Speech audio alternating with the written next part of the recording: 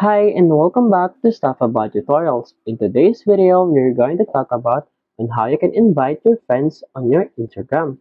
Maybe you want to invite your friends to Instagram but you don't know how. So today I am going to show you on how you can invite friends in Instagram. Check the video description and I will try to leave the written instructions. So without further ado, let's get into the video. First you need to do is to open your Instagram application and log in with your Instagram account. And then in here, you'll be directed into this Instagram homepage. From here, tap on this profile icon at the lower right corner of your screen. From your profile page, tap on these three lines at the upper right corner of your screen. And then in here, select Settings and Privacy. From here, you have to scroll down. And you'll see here Follow and Invite Friends. Tap on this Follow and Invite Friends.